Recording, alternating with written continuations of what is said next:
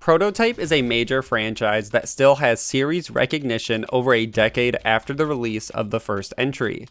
The Prototype franchise has been very quiet for the past 5 years, and during that time, community members have started to discuss what the future of this series is. So let's break down where is Prototype 3 and if it is even possible for us to see a follow-up to this fan favorite franchise. As always, all the sources will be linked in the description below, so make sure to check those out and support. And with that out of the way, let's get into where is Prototype 3.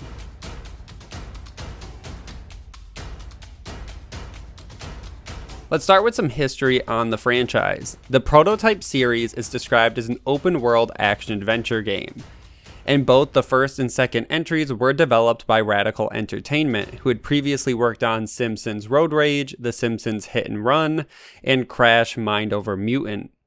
And after they finished Crash Mind Over Mutant, they were able to start working on their first original IP, Prototype.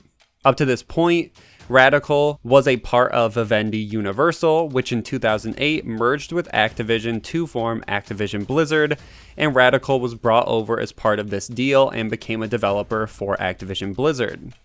Now, during the merger and restructuring of the two companies, it did result in layoffs at Radical, but they still had enough members on their team to continue the development of Prototype, which was released in 2009 for the PlayStation 3 and Xbox 360, and was immediately deemed a commercial and critical success. It was the highest selling game of the month it was released in, and moved over 400,000 copies in North America alone in that month.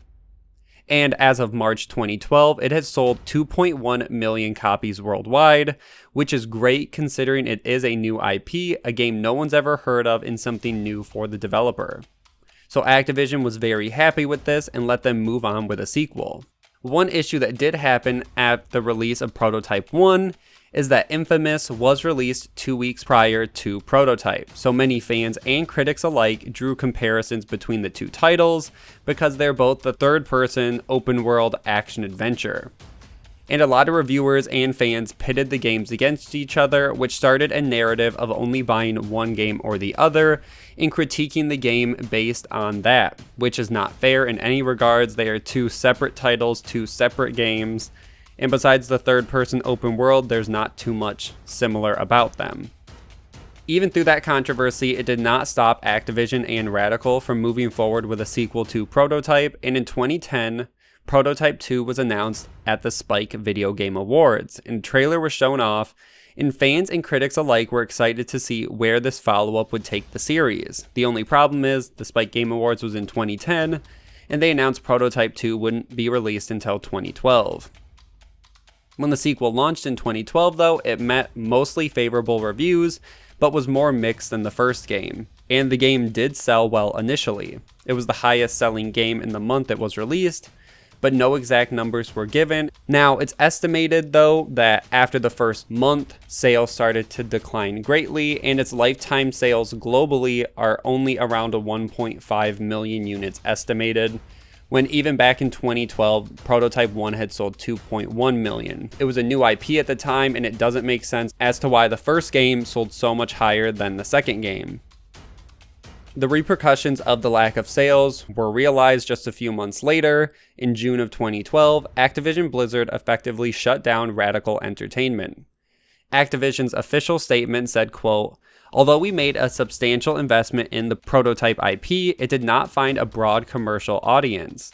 Radical is a very talented team of developers. However, we've explored various options for the studio, including a potential sale of the business, and have made a difficult conclusion through the consultation process that the only remaining option is a significant reduction in staff. As such, some employees will remain working for Radical Entertainment, supporting other existing Activision Publishing's projects, but the studio will cease development on its own games going forward."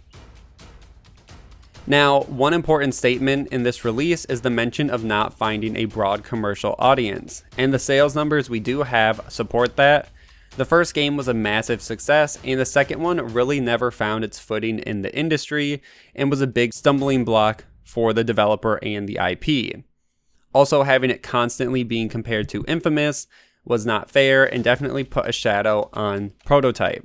along with the fact that the studio had already faced layoffs during the merger and most of their past games were film tie-ins.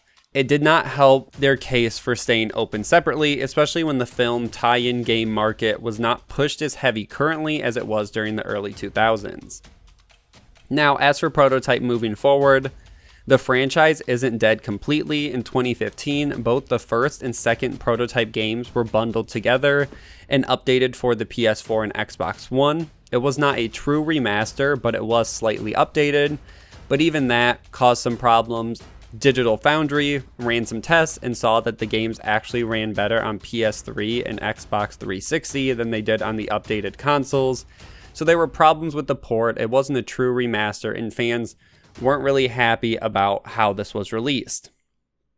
Some speculation at the time thought that Activision was using this to test the waters for revisiting the series, considering it had been since 2012 when the last entry was released. But this bundle was not a true rework or remaster, and without a big marketing push by Activision, the bundle was quickly forgotten by fans and the general audiences. So where does that leave us today? Well, Activision is the current IP holder for Prototype, so nothing is being made without them and their approval, which limits the options of the franchise in the future. A user on Reddit summed up what to expect the best. They said, quote, "Here are a few scenarios that I could see happen within the next few years. 1. Activision holds onto the IP rights to make a proper remaster of the Prototype series. Could also be used to test the waters and see if there is still interest in the series, knowing the diehard fans would buy the remasters. 2. Activision holds onto the IP and lets it collect dust. Prototype is lost in the dark corners of time. 3. Activision holds on to the IP rights and reboots the series. 4. Activision sells the IP rights." And they close out saying, "Based on these, I firmly believe they'll hold on to the IP and remaster them sometime down the line. It would be kind of dumb of them to sell the IP when so many fans have been begging them for a new game. I've mentioned this many months ago. It's not a matter of if, it's a matter of when." Which I think is very accurate, and I don't think Activision would leave the franchise dormant forever. Especially when looking at the longevity of the game on YouTube. There are multiple big Prototype 3 videos on YouTube with hundreds of thousands of views posted in this year alone. And there's definitely a dedicated core fan base that is craving more Prototype content in whatever form Activision will offer. The game also has a very big worldwide audience, so it's not just a North America or United States game. It has huge pulls everywhere in the world, which definitely also helps in terms of how it could sell in the future. So no, I don't think the franchise is dead. I think it was a misstep for the franchise to put the bundle out for current generation consoles without making it a true remaster and making it worth anyone's time. But if Activision worked on a true remaster or remake for next generation consoles to coincide with a sequel, I could see the franchise getting back on track and really being able to differentiate itself from Infamous in the minds of the casual audience. I think a real remaster could win people over, and we've been seeing that a lot lately with the really well-received Saints Row remaster. Borderlands 1 was remastered in the past few years, and it's a really good way to get fans re-familiar with the franchise and then push out an additional game in the series, which I think Activision knows. I think they're waiting a little bit longer to build up some more interest and to make it feel more nostalgic. And I think that's why we haven't seen Prototype 3 yet. But I would also remain optimistic about the game and the future of the franchise. And that's really where is Prototype 3. That's everything we know. That's the background and history and why we haven't seen anything as of 2020. Make sure to like and share this video, subscribe for weekly gaming news, and I will see you guys in the next one.